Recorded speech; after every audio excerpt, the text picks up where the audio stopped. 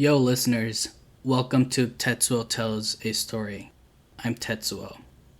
First, I want to say thank you to the brother Leng Vang. Man, I can't believe it.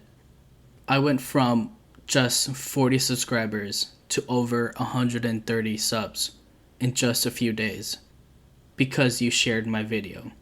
It means so much to me. So for my new subs who recently joined, welcome to the ride. I'll do my best to share stories for us. If you haven't, please check out Leng Vang on YouTube. A link to his channel is in the description. So, this is a 100 plus YouTube subscription special episode dedicated to you, my subscribers. Some folks would probably laugh at 100 subs, but you all mean so much to me and I take it to heart.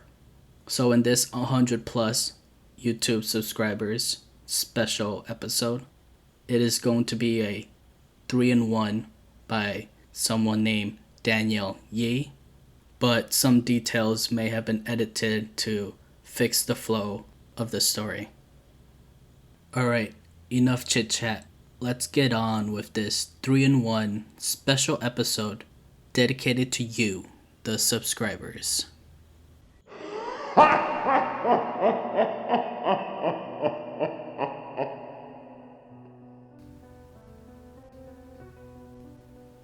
Story 1. This story was told by my mother, who knows that I love to hear ghost stories.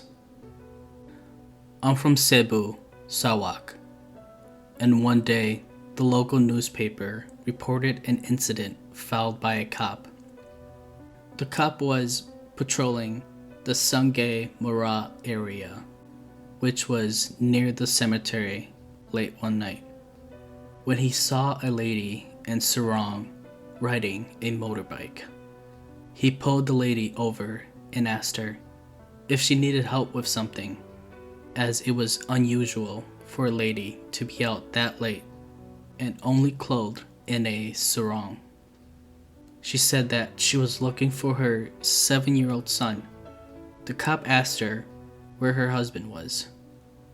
The mysterious lady said that her husband was looking for her son elsewhere.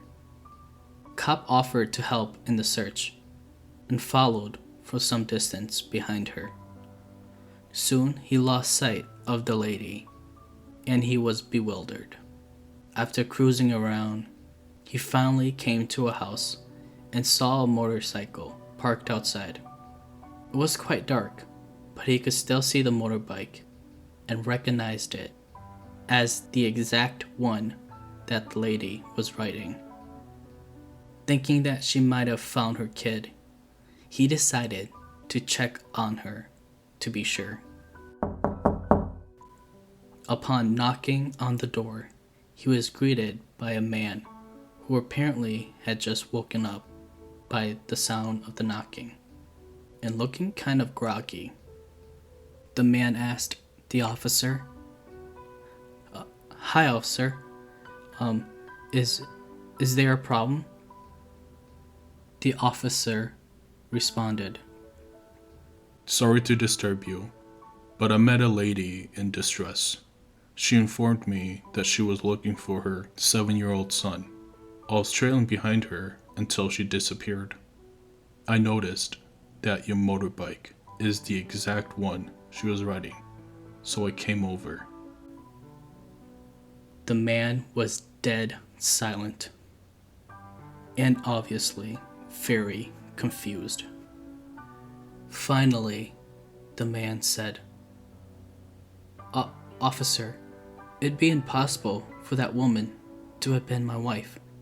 You see, my wife, she died 7 years ago, giving birth to our son."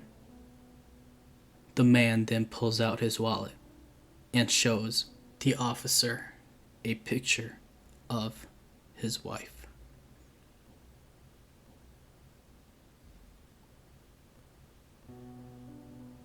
Story 2. This one was told by my professor when she saw me surfing the net for ghost stories in my computer class one day. By the way, I'm a graduate student at the University of Central Oklahoma, Edmond, USA. There was this one lady whose husband was a sailor. Her husband was deciding to make this his last voyage, and after that, he would quit to spend more time with her. That made her extremely excited.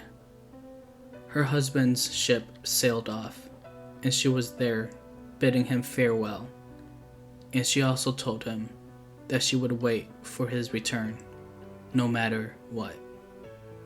Weeks pass, then months, and finally, the year drew to a close.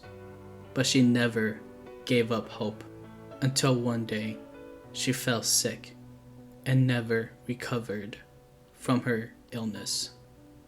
People said she died from a broken heart.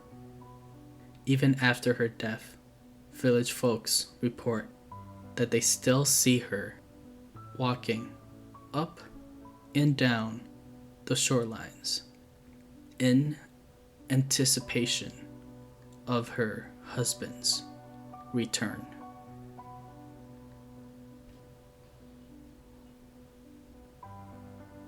Story 3. This third story used to be the only ghost story that my mom had to tell. No matter how many times I bugged her about telling me more. My mom comes from a small village across the river before she married my dad and settled in Cebu. In this small village, there was a big and rather rich family. The eldest son of the family was an ambitious person, and he made it to Singapore to further his education. One day, the grandpa of the family fell terminally ill. Many relatives came to visit, but the son would and could not return from Singapore. Finally, the old man passed away. Soon after his death, strange incidences started to occur around the house. Every morning, people in the house would find pebbles and dirt out in the house compound. At first, they thought it was the work of some village kids. But no matter how hard they tried to catch the culprit, none was ever seen.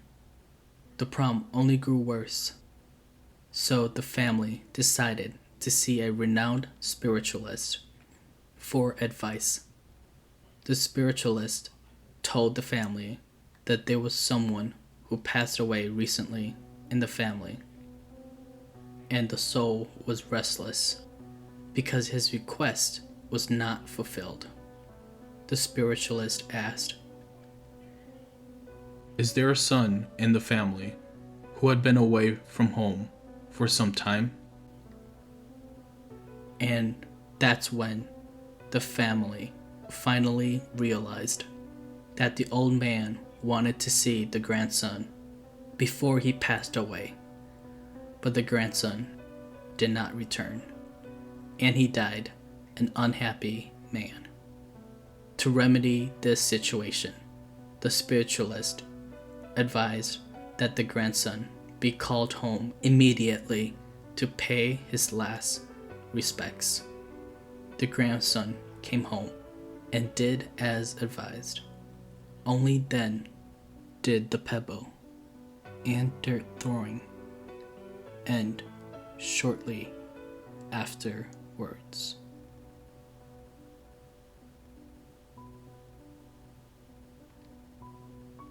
Thanks everyone for listening in on this 100 subscribers special 3-in-1 episode.